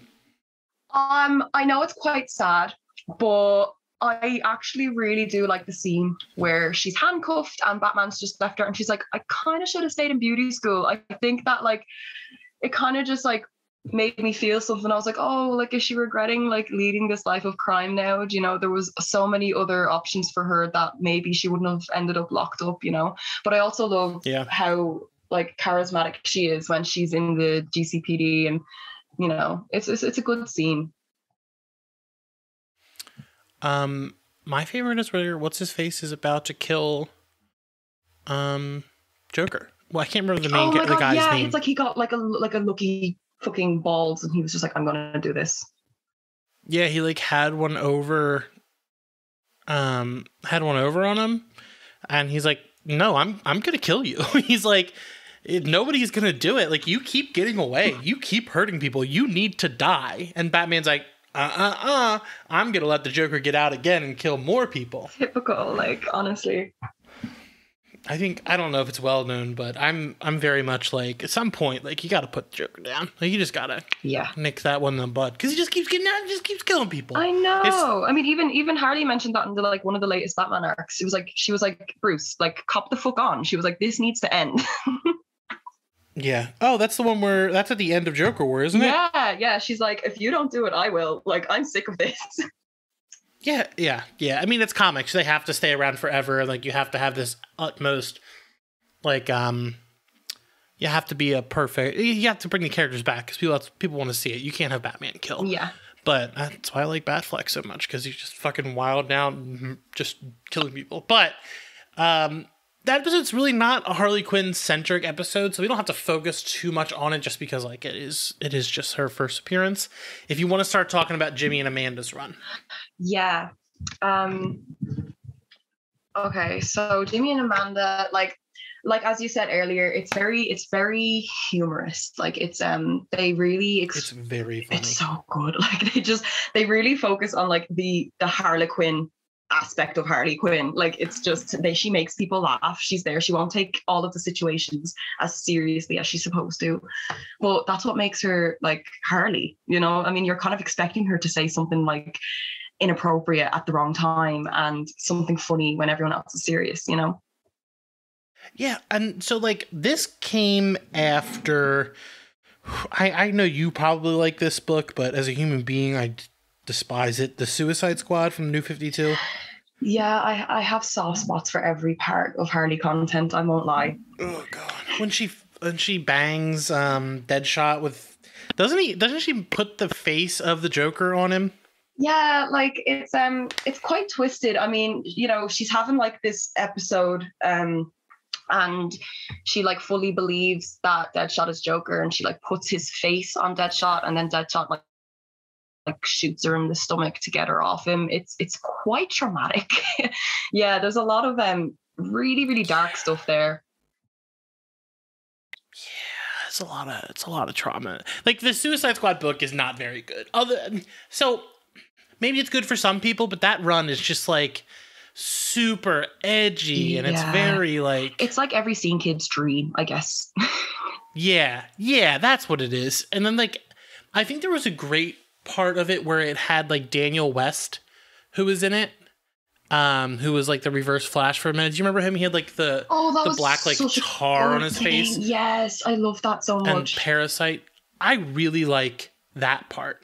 Yeah, I did. I liked it. Like, and sometimes I liked when Harley was broody because I was like, well, if I was forced like to go on these horrible missions with a bomb in my neck, I'd be pretty suicidal myself. Like, so yeah, it's a run that happened. Resurrection Man was in it for a minute, who I love, and Amanda Waller got his hand, and no one has ever spoken about that again. But then we get this Harley Quinn who, like, the Joker tried to blow her up, and now she's on her own. Yeah. And how much do you know about, like, how do you think about Coney Island, like, being that you probably have not been there? Yeah, I mean, obviously, I've actually never been to America, so I mean, you know, being obsessed with an American character is pretty ironic. But yeah, I always thought it was good. I thought it was a safe move for Jimmy and Amanda to move her away from Gotham because it really gave them a chance to kind of like give her new characters that we haven't seen before, new relationships that we haven't explored before, and also just a new city. Like it was a pure fresh start for her. It was like there was no like distractions or there was no past chasing her. It was just a complete fresh start. And it's very interesting because it's not like any other comic of like, it's not like she's going against supervillains every week. It's kind of just her trying to live her life. Yeah. She's like, I just want to live my life. Yeah. It's just like her trying to figure shit out. Like there's issues where she doesn't really do anything but like go out and hang out. Yeah. Like the one where she just takes a bath. I'm like, vibe. That is me. Like, I love mundane kind of like situations for like these superhero characters that always have these wild type of adventures. But then it's nice to just see them kind of relaxing sometimes and just eating something and chilling out, you know? Yeah. And like trying to figure out how she's going to pay her rent. Like, I really like that stuff. It was so cute. Basically, she gets one of her former patients from Arkham dies and she gets a building. Kind of like the Hawkeye run where Hawkeye takes over a building, but she gets one on Coney Island where she has a bunch of stores, like a quote unquote freak show. She gets a whole new cast of characters. Like they literally something with comics that bothers me is that like it's always like who created them. Like Paul Dini, Bruce Timm, awesome. They did an awesome job, created a great character. The character we know it now is Jimmy and Amanda's character. Like, yeah. I feel like they should be credited more for doing what they did. Absolutely.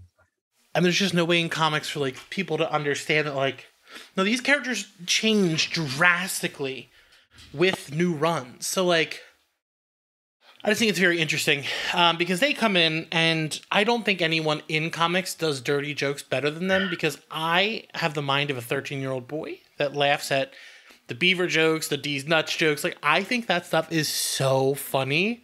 I agree. I don't think that, like... sorry, you go on. No, go ahead. Sorry. I agree about the humor. Like, I know a lot of people don't like it, but for me, I just think that it's, like... It's important to remember that, like, comic books, like, they don't have to be serious all the time. And you can have a character in a situation where it is just toilet humor and outright funny, you know? Yeah. It's also very fucking violent, which is awesome. Yeah, I love that though. Like people are getting their heads cut off and wild stuff. Yeah, they don't erase like the dark side of her, which is, you know, I mean, it's a good thing. I mean, at the end of the day, she still is who she is. And okay, she may try to be better in some ways, but she is extremely violent, especially when she's triggered. I mean, she just sees nothing but red. Like, she does not care who is in her path. They're just getting cut down. It's such an interesting, like, you're like, oh, this is fun Harley Quinn who, like, makes sex jokes. And then you're like, oh, no, she just beheaded that dude and kicked his head into the lake. Yeah. Because she helps Cy Borgman, who... Cy Borgman is one of the funniest fucking characters from this run because he is a geriatric former super spy who like has all this cool tech and armor and like he has all this cool shit, but he's an old man, so it doesn't do anything for him. He says he's like a 400 pound, it's like 400 pounds of pastrami holding him down.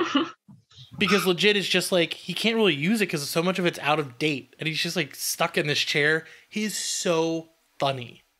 He's such a great addition. Like, I mean, and there we go again. Jimmy and Amanda setting down the foundation for like him to be used in later medias, like the show. You know, he's just such a golden character. They did right by introducing him in there. You know. Yeah, and he's played by George Costanza in the show, which is fucking incredible. It's just a win. Oh God, that show's. I can't wait to talk about that. So, what are some of your favorite parts of the run from Jimmy and Amanda? Yeah, I really adore the time where she like goes out and she's like the berries and stuff. And the only reason I like that though, okay, is because it's really cute. She's running around the town and she's like, oh, I want to go on a date, but like people are obsessed with me for no reason I can't understand. But one of the other things that I really liked is that, you know, the female cop and like goes up to her and gives her a kiss and she's like so confused, but she's like, I kind of expected that as well. And like there is like the start of like, you know, Harley was always bisexual. Okay, even if it was like, yes, you know what I mean? It was always there and like it was always in the background, and I don't know, people just seem to overlook that a lot. But yeah, I love that part. Of course I love Ivy. I love when she comes in through the window and it's like, I don't know whether to kill you or kiss you. Like that is just an iconic panel. The line, I don't know if I should kick your ass or kiss it. And she goes, kisses. And I'm like, okay, nobody was like, oh, these two are gay. Like, it's just like, no, they're fucking, like, straight up. And then they sleep over together all the time. And there's constantly like, hey, want to play a game? Cut away, they're in different outfits. It's like, they're fucking this entire series, but I don't know. I do know that one time they did have a kiss on panel, and just somebody in editorial changed it before it made it to the page. Oh, I remember that. Yeah, Twitter was so angry. Everyone was like, what the fuck? Yeah, pretty shitty thing to do, but it's okay. We'll talk about that era a little later. So, but basically, like, this whole run, they're just making sex jokes between these two. And it's played as a joke, but, like, it's not. Like, they're together. Like, that's... And it's funny seeing that now and, like, knowing what happens in between all of this stuff in the No Man's Land part of Harley Quinn. Yeah. It's very interesting. I was, it's kind of interesting. I was going to say something there because you reminded me of it. It was actually, like, on par. But with the Jimmy and Amanda run, it's like, I feel like when I was reading it, like when, you know, issues were coming out weekly, I always found like the Harley and Ivy stuff was going to lead to something. And I was like, oh, absolutely. It's like, we're going to see them sleep together in the next issue. And then like having understood now, like why it was like held off for so long, I'm like, oh, in the background, it was supposed to happen. And it kind of is happening, you know? They were just set up. It's happening without saying it's happening. Yeah. It's like read between the lines. Yeah. I like that. I much rather have it be on the, like, I'd rather them be like, no, they gay. But now we have that. Now, but back then it was just like so in your face that these two were fucking. Yeah. Which is great. Good. What are the characters that you like from this run a lot? I love Tony. He is just like the supportive friend that everyone needs. He's just so sweet. He really helped her on her feet as well in that run, you know. Yeah. I love him. Yeah, I love his mesh shirt. He's just or the fact that he always shows up with a gun and he's just like ready to shoot someone. He's ready to go. He is a loyal friend. He is like, where is the drama? I will start. Because like at one point he like shows up and pops someone in the head. There's a killer about to. Oh, so this entire arc, Harley Quinn. Oh, this is a really important thing I want to talk about before we move on to the next thing. So like the entire beginning of this run, there's a hit out on Harley, and it keeps going up, and there's people coming to kill her like the entire time, and you're like, oh shit, like this is bad. Like who put this hit out? And at the end, it turns out it's Harley who's been doing it. Like she's been sleepwalking, but it's the fact that she doesn't think she's worthy of like having a new life or worthy of love, and it's just like super sad to like be like, it's funny like, aha, she put a hit on herself, but it's also the fact that she's like, I don't think I deserve a second chance.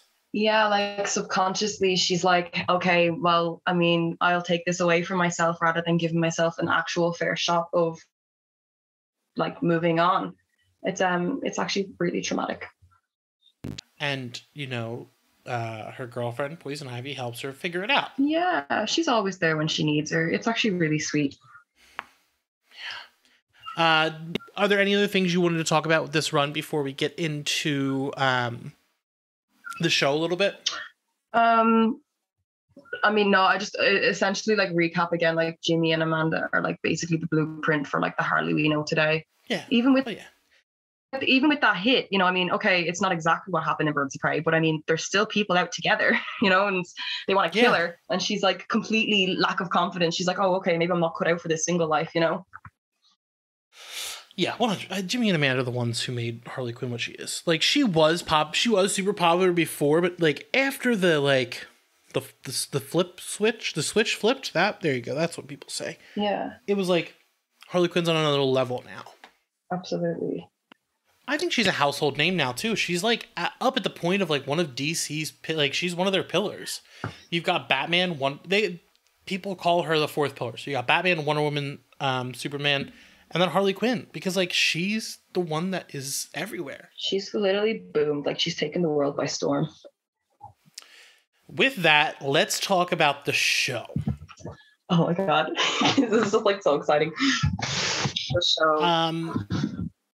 Oh my god, the show is just so fucking good. I don't even know where to get. So let's start with Clayface. Alan Tudor's Clayface. Oh my god, he's just so talented, and it's just unreal. Like honestly, I know that like the guys say that it's a spoof, right? But I mean, how perfect is Clayface? I mean, Clayface is so good. He's just a dude who wants to become an actor, but he's not a very good actor. And he's so funny. Was he working in a bar when we first meet him? Yeah, that's when Harley's. I think he was working at Noonan's. Yeah. So Harley's crew in this show is Harley, Poison Ivy, Clayface, King Shark, and Dr. Psycho. And then I can't remember the plant's name at the moment. Frank. It's Frank. Frank is fucking hilarious. Frank, and it's my spirit. It's going to be very hard not to spoil the end of season 3. Oh yeah. Oh Jesus. What a fucking roller coaster. Whoa, like crazy.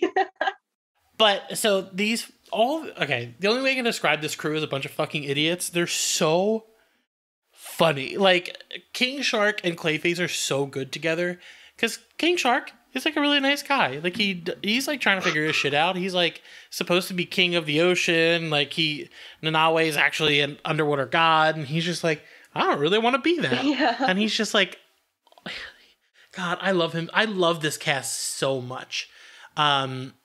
I know we're talking about Harley Quinn, but I really want to talk about Bane for a minute, because my God.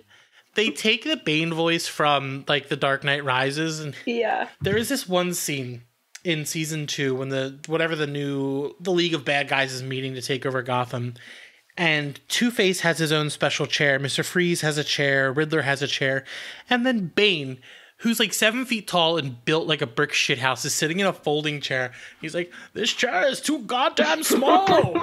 And he's like sitting in this little chair. God damn. Oh, and then he's got the mug. Oh, I love this that. coffee is my reckoning. Yes, and then the part where he was like, Penguin's, is it nephew? And he was like, like phone. The bar mitzvah? Yeah. It was like, I will be your reckoning. Like, he's just so funny.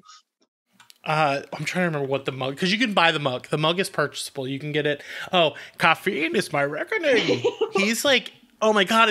And then at one point he's like running like not like a rehab clinic, but like a rehabilitation group for criminals in a hole. Yeah. And he's got this fucking, if you know the poster with the cat, where the cat's like hanging over the wire and it just says hang in there, but it's Bane. The show has so many, it has so many beautiful versions of all of these characters, like Harley especially, because Harley's like trying to figure out who she is, but like it's filled with all of these like goofy ass versions of these characters. Like, oh my God, when fucking Mr. Freeze comes out for the first time. Lady Gaga! Like, it's such a good show. And the Mr. Freeze episode is almost as good as the one from the Batman the Animated Series. Because it it's really like is. Him being like, no, like you have to love who you love. Like you'll do whatever you can for that person. And then Nora fucking bangs Swamp Thing in season 3. Oh, it's just like, I mean, you see that, like, it's unexpected development, but it's so good. You're just like, oh, I did not see that coming, but okay. Yeah. But like Harley and Ivy's relationship like develops at like a really nice rate because she dates it's so weird being able to say it out loud. She dates Kite Man for most of season 2, and like, but Harley's in love with her, and she just doesn't know how to like tell her. Yeah.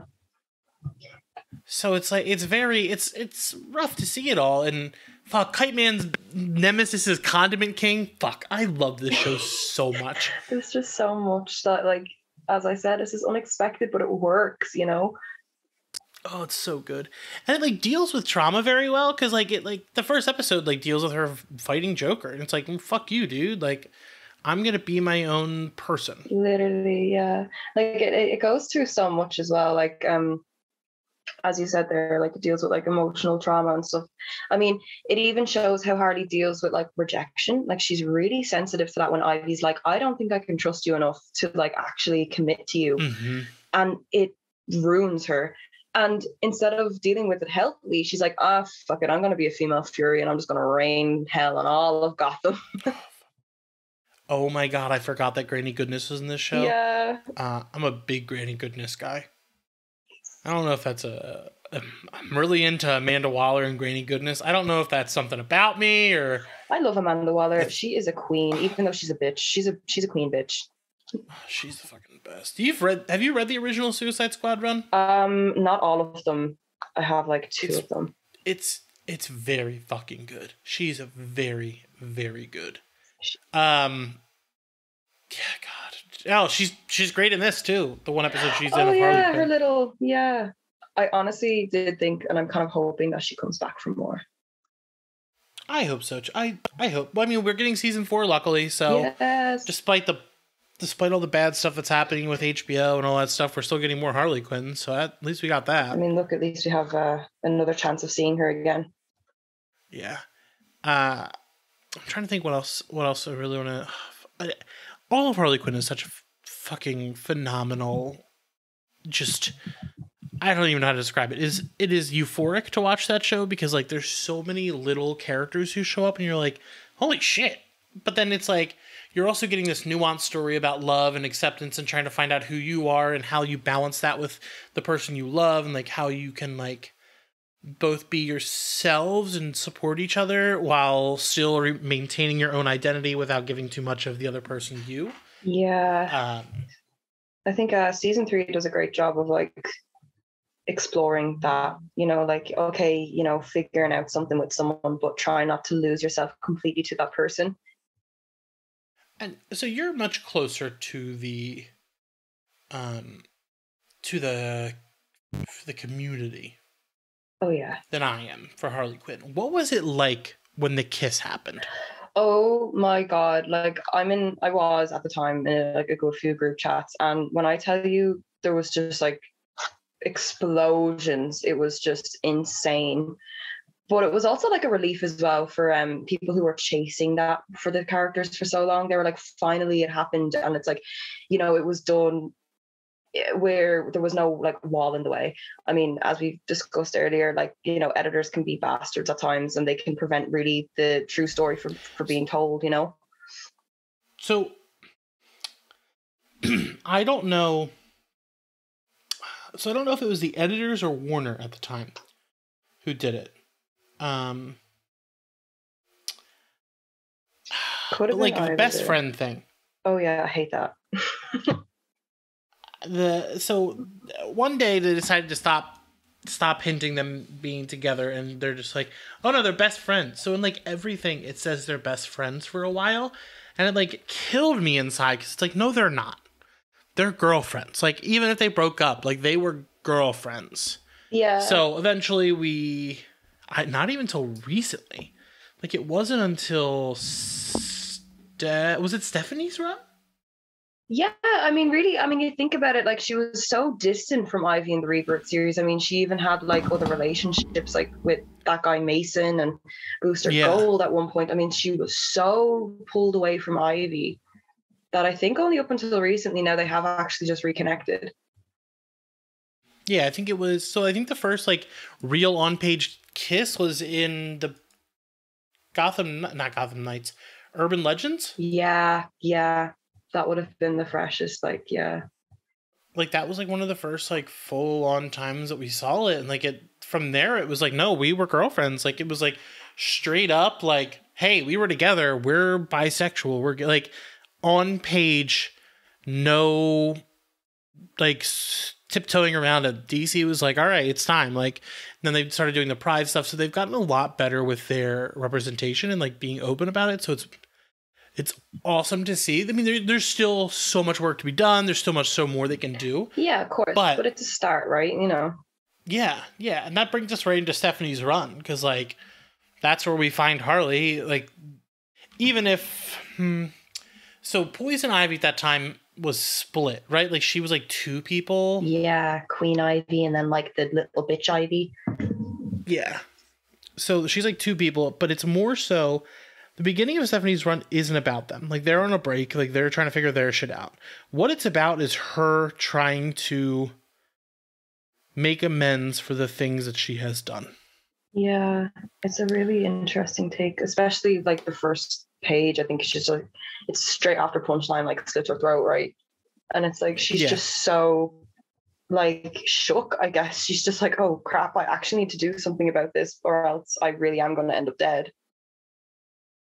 Yeah, and it's just like trying to like figure out who she is and make amends for the people she's trying. I think it opens with Killer Croc, and she has made him a cake. Oh yeah, that is gluten free. Yeah, and he smashes it. Oh, it's so sad. She's like trying her best and like going through the sewers and having all of those flashbacks of like all of the main people in her life. It was just such a great panel. Like Riley did an amazing job on that. Oh, Riley's the best Harley Quinn artist. Like, honestly, like, unbelievable the way that he draws her past and like the little ghosts and the way that she moves. It's just so good. It's so fluid. All of it's so fluid.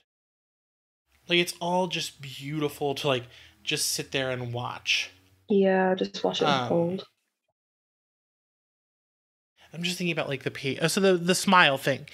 There is this really beautiful, I think it's issue 6, where Stephanie talks about smiles and how it only takes 2 muscles to smile, but each smile is its own thing. Some of them can be fake. And it goes into description about like the different smiles Harley's had in her life. She's like, I'm not even getting into Batman right now, but like she's like, some of the most beautiful smiles are the ones that just come naturally, like the one with Poison Ivy, like where she sees her and she just smiles, and it's like this wholesome description of like joy and like being able to project what you want. Yeah, it's very interesting. It's also it's good. Like, I mean, it also reminds you that like majority of her relationship with Joker, she was acting. I guess she was putting on a performance. I think Jimmy and Amanda even addressed that quite a few times in their run, where it's like she was acting for someone else's behalf. She never really understood what it meant to act on her own terms and do what she wanted to finally do, you know? Yeah, it's very heavy. Yeah, no. Like, a lot of this is very heavy. And, you know, it's all like covered with these bright, beautiful colors and these lovely, pretty letters. But I mean, the story itself, like those little boxes have so much depth in them, you know, like the team do a really good job with it. I think like Stephanie's a genius. Like, I'm sorry, but she is. Yeah, she's so fucking good. And it's like, I'm glad she's like very, very much getting to continue and like explore what Harley Quinn is for her past this. Yeah. Not to mention she's a doctor too. So, I mean, she knows. It's like doctor on doctor. Yeah, she's very smart. And she's like, she has like actual fighting. I can't remember what. Kickboxing, right? I think. Kickboxing. Yeah. That's it. Yeah. She's like a real life baddie. Badass. Yeah. Yeah, she's a badass. And she's such a nice person too. Yeah. But like, I'm just glad that like this is going to keep going. So, What do you want? How do you want to talk about Harleen? What do you want to talk about in the Harleen? The Harleen book. I remember when this came out, and I ignored everybody on Christmas Day. Like, I was just my head was in this book, and they were like, "Oh, what is it?" And I was like, "Don't look at the pages. It's very inappropriate." I was like, I'm just minding my own business. But yeah, I love it. I really do. I do love a dark, twisted Harley.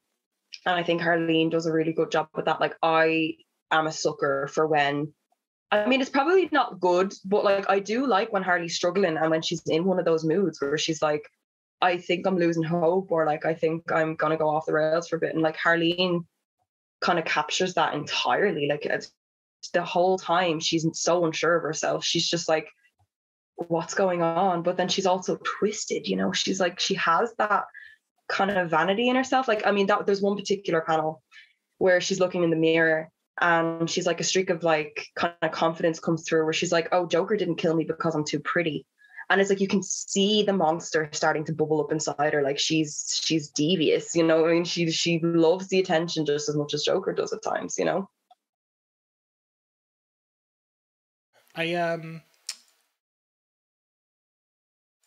I think one of the biggest things for me is the designs in the book. Like, yeah.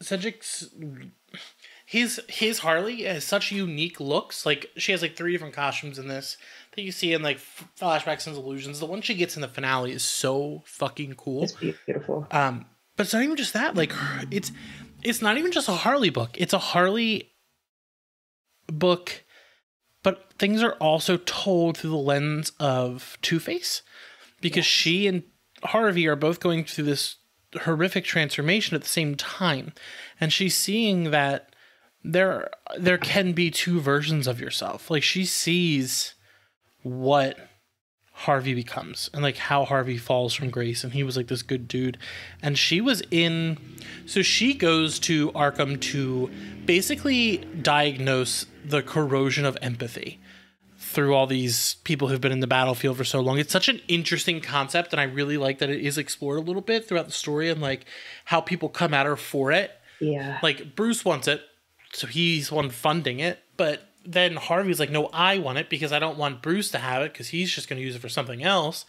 And it's like they're all fighting over her, essentially. Yeah. But she gets to sit in this room with Joker for so long, and like she sees all the footage of what he's done before, how he's lied, how he's told these stories, the things he does. And she gets to know him better than anyone. And he's like, the whole time is manipulating her by buying information about what she's doing. And he's just like feeding her what she wants to hear at a certain point, which is sick, but like it's better than the other shit we've seen him do. But it opens with this beautiful like nightmare sequence of Batman being the bad guy, which I guess you don't expect to see. Yeah, like I kind of thought that was like a little nod to the Mad Love episode, because it was like Harley like views Batman as someone who is preventing Joker from getting better. It's like he's like a bully essentially, and like she's like, why can't you just leave him alone and let us do our thing, and I'll make him better, I'll heal him, just exactly like what we hear her say in the Harleen book. She's like, I will fix him, I will do everything I can. But yeah, it's just such a great kind of like arc to discover, I suppose. It's like the dynamic is switched from now, like we see it from a point of view of Batman as the bad guy, and Harley and Joker are like just trying to get by and they're trying to live their life in peace, but that's obviously just through the lens of Harley's eyes. There's a very interesting thing where Harley is on the rooftop with Gordon and Batman, and she's like, why don't you kill them? Like, why do you stop? Like, what do you think they can get better? And Batman's essentially like, I want to believe everyone can get better. I want to give them the chance to do that. I want them to be able to right their wrongs and become something else. And then she's like, but what about Joker? Like, what, why? And she keeps asking him, and she's like, do you believe that Joker can get better? And he's like, I want Joker to get better because that proves that I can get better. Like, it's like Batman's fucked too. Like, he's like not mentally well, but like, if he gives up on someone, where's the hope for him? Yeah. So he has to keep going, or else, I mean, then he just kind of contradicts what he stands for. Yeah, I do. It's a there's a lot going on in this book below the surface, which is super interesting because, like, when I first saw it, I was like, oh, that's why I was like, oh, it's going to be a smut book, but it is more than that. It's a lot, as you said, beneath the surface. Like, okay, from like face value, it looks like it's just like some smutty romance novel, but then when you actually get into it and like pay attention to what's going on, because he's been doing a BDSM book for a long time with Sunstone. Yeah, like that's very horny, but it's also like very it's emotional. I mean, I've read Sunstone. I mean, and it's not just all about sex. I mean, they do go through, you know, the ugly side of the relationship, and they work through things together, and like it translates well. You know, it's good. Yeah, it's I really like Harley. I have the one edition where like if you take the one cover is like Harley, and if you take it off, it's like me too. I love it, and it's like she's like crying and blood is on her face, and I'm like, oh yes, love it. Because I think there was another version out in the US that I didn't want, and I wanted this version more. So let's end it off with Birds of Prey. Oh my goodness. How did you feel? I think this is the last. No, I saw Sonic, but this is like one of the last movies I saw before the pandemic in theaters. Such a great fucking movie. It was. The soundtrack. Oh my god, the soundtrack I listen to constantly still. It is literally like the most amazing soundtrack I've ever like, and especially the fact that it's all women. I'm like, yes, let's go. It's so good. It's and it's like, it's not even just her, it's everyone. Everyone, she's always got such great casts around her. That's another thing that Jimmy and Amanda always say. It's like, they were like, Harley is amazing on her own, but it really is the people around her. Like, she needs like people to bounce off, you know, to get the best kind of aspects of her characteristics out, you know? Like, she always has such a good cast behind her. It's like, oh god, it's such a good fucking movie because like it's told in a very Harley Quinn way. Like it jumps in different ways, and she goes, it's my story, I'll tell it how I want. Yeah, I'll tell it how I fucking want. I love her so much. And it's like, are all the versions of events true? You know, like, I mean, who's to say in like the future Black Mask will come back and then we'll have Harley going, oh yeah, I kind of exaggerated the end a little bit, like he didn't blow up. You know, it's just so doable. God, I would kill to see Ewan back as, but his Black Mask is, him and Zazaz are so fucking good. That was the only thing that I didn't like about that movie, was how they killed them off, because they were so amazing. Like, it was just like Zaz and Harley have kind of like this weird relationship in comics anyway, and it's almost as if it's like Zaz is one of the villains that kind of make Harley uncomfortable. And I think that they did it in such a good way for the movie. It shows that, like, okay, on the surface Harley can act all tough and like she's like, I'm not afraid of anything, but like a character like Zaz really does creep her out and get under her skin. God, he's so fucking God. When Black Mask is sitting at breakfast and he's just like, why don't I have the crossbow killer? I like crossbows. It is such a funny, like, they're very funny together because like they're clearly, I love them. Yeah, his little, like, his outfit, the one shirt that Zaz, or however the fuck you say it, wears with the green and red and black stripes, that's like a $5,000 shirt. Oh yeah, they're bougie, like, boys. They are up top dog, like. Their outfits are so good, and the Black Mask is so good. It is the best. It is the only iteration of that character I have ever liked.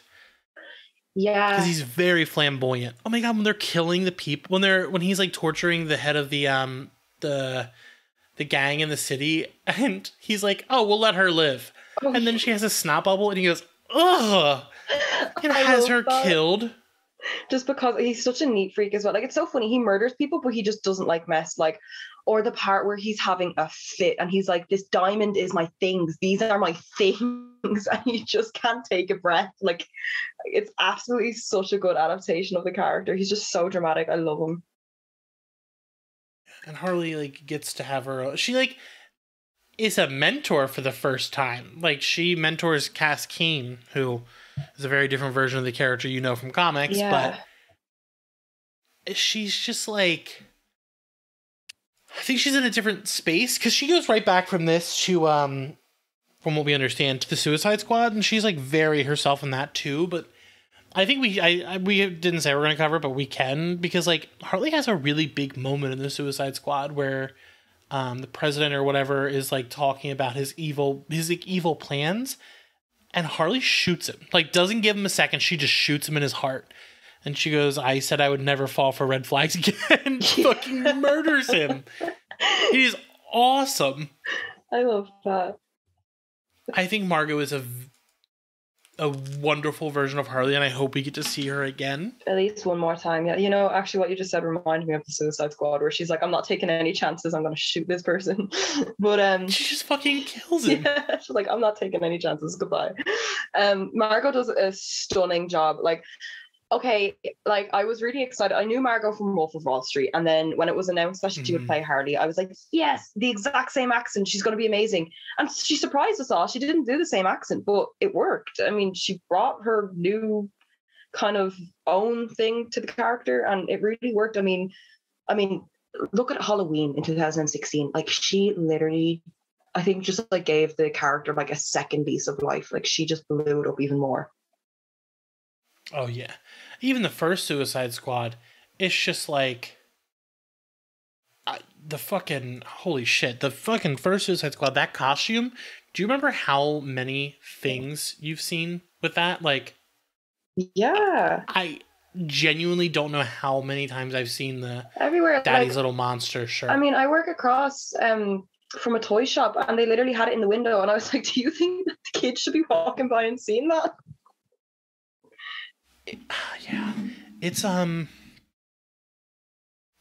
Quinn is like, she is a pinnacle of like culture now. She's like a huge deal, and it's so nice to see it because like it's a story of empowerment, I think. Yeah, I'm a man, so like I can't fully relate, but no, like it is like, I mean, like I heavily, like, it's unhealthy the amount of like times that I think about her during the day. Like, she's the first thing that I wake up and think about, and like she's the last thing I think about at night. And I just remember being seated for like, it's not even funny, like, I swear. Like, and that's the thing, like, I mean, I make a joke about it, but I'm being dead fucking serious. Like, when we went to see Birds of Prey in the cinema, like, my boyfriend had to hold me down. Like, I was convulsing with excitement. Like, I was like, it was as if I was in the middle of the North Pole with how hard I was shaking with excitement watching my favorite on screen. Like, I couldn't contain myself, like the smile on my face. And I was like, Margot brought so much to the character and like brought so much of her to life, you know? I was like convulsing. I feel so. Aquaman has been my favorite character since I was a small child. I literally, my brother recently brought up a box of my stuff from my parents' house, and I'm looking at it right now. I have a box of every single Aquaman toy I collected as a child because they were so hard to find that anytime I saw one, I would buy it because like maybe I would never see another one. So like when I got to see that movie, like seeing it in theaters, I just cried. Like when they showed the title, I just started crying because like. Yeah, but it's a valid emotion. You know, you have a character that you go to when you're like going through a tough time, and you have that comfort to know that character will, you know, help you through that time. I am sorry. DC's PR emailed me, and I got access to the Harley Quinn, so I'm just looking at the pages from the Cedric story. Holy shit.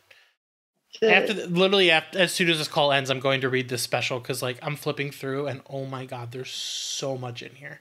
It's huge. Which one is this now? The 30th anniversary issue. Oh yeah, I read that, bro. I'm so excited to read this today. So this will be out by the time this episode is out. So if you haven't picked it up, pick it up. Oh my god, the fucking Adam Hughes cover. Oh, it's just I can't wait for people to just read all those stories, especially the Stephen one. Like, oh my god, everyone's just gonna lose their mind. That's what I'm gonna do that right after this. And Palmiotti and oh my god, Chad Harden's doing. Yeah, oh, the damn. gang is back together again. It's such a beautiful anniversary. Like, they really thought of everything. They have everyone back together. It's amazing. God damn, these, holy shit. Sorry, everyone at home. You have to listen to me reacting to looking at all these pages. Wow. I'm like blown away. Like Stephanie's got her story with Riley. Cami, I haven't read Cami's Harley stuff. I probably should get on that. Cami Garcia. Yeah. Yeah. She's really good. Paul Dini. Wow. That's a lot. But I think that's all I got. Do you have any other things you want to get in here about Harley you want to talk about? I think we pretty much covered everything. I'm like really happy with how it went. Yeah. Apart from the intro, oh my god, like who is she? Like what the fuck?